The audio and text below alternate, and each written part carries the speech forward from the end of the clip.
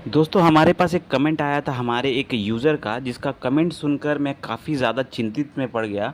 क्योंकि वो कमेंट आया था जिसके कारण मैं चाहता हूँ कि मैं आप लोगों को म्यूचुअल फ़ंड में अवेयर करूँ कि कैसे आप लोगों को क्या नहीं करना है। म्यूचुअल फ़ंड में अगर आप ऐसे पैसे इन्वेस्ट करेंगे तो 100% आपका नुकसान ही होगा। ठीक है? तो वो कमेंट क्या था मैं आपको शॉर्ट में बताना चाहता हूँ और आप लोगों को समझाना चाहता हूँ कि आप लोग भूल के भी ऐसा इन्वेस्टमेंट ना करें। तो हमारे पास एक कमेंट आया था।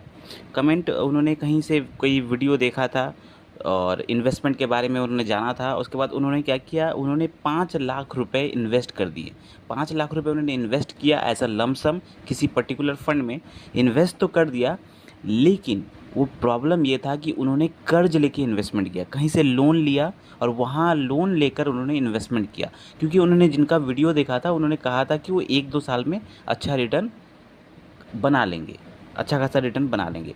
तो उन्होंने क्या किया, कर्ज़ लेकर म्यूचुअल फ़ंड में इन्वेस्टमेंट किया 5 लाख रुपए। अब कुछ महीनों के बाद वो जो 5 लाख रुपए है वो मार्केट डाउन जाके वो 5 लाख रुपए अब 4,20,000 रुपए हो गए। तो पैसा उनका घट गया है।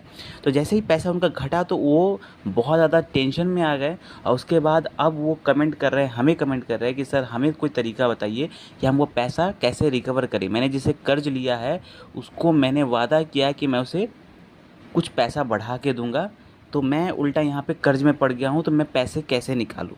तो दोस्तों सबसे पहले मैं आपको कहना चाहूँगा कि फ़र्स्ट ऑफ़ ऑल आप लोगों को एक चीज़ करना है, वो ये है कि कभी भी लोन लेके, कर्ज़ लेके इन्वेस्टमेंट ना करें। आप इन्वेस्टमेंट वही अमाउंट करें जो आपका पैसा है। अगर आपके पास कुछ एक्स्ट्रा मनी है वही इन्वेस्टमेंट करें, या आपकी जो इनकम है उसमें से कुछ पैसे बचा-बचा के इन्वेस्टमेंट करें। किसी से कर्ज़ लेके पहले इन्वेस्टमेंट आपको करना ही नहीं है। चलिए अगर आपने भूल से कर भी दिया, जैसे इस सज्जन ने कर दिया है इन्वेस्टमेंट, तो अगर आप पैसा निकालने जाएँगे, जब मार्केट डाउन है अगर अभी आप पैसा निकालने जाएँगे, तो आपको तकरीबन 80-90 हज़ार का नुकसान यहाँ पे उठाना पड़ सकता है। तो मेरी रिकमेंडेशन यही है कि आप मार्केट को टाइम दीजिए, थोड़ा और समय दीजिए। म्यूचुअल फंड में अगर आप समय देंगे तो वो पैसा डेफ़िनिटली आपका रिकवर होगा और अच्छा रिटर्न आपको देखने को मिलेगा।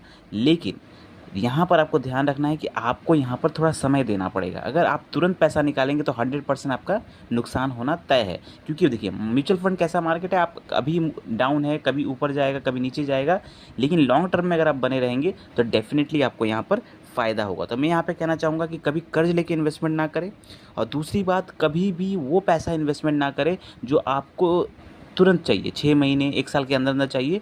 वैसा पैसा अगर इन्वेस्टमेंट करेंगे तो आप नुकसान में पड़ सकते हैं। शॉर्ट टर्म इन्वेस्टमेंट अगर आप करते हैं तो म्यूचुअल फंड में शॉर्ट टर्म इन्वेस्टमेंट नहीं करना चाहिए। क्योंकि अगर आप म्यूचुअल फंड में शॉर्ट टर्म इन्वेस्टमेंट करेंगे तो आप नुकसान उठाने के पूरे-पूरे चांसेस है आपके।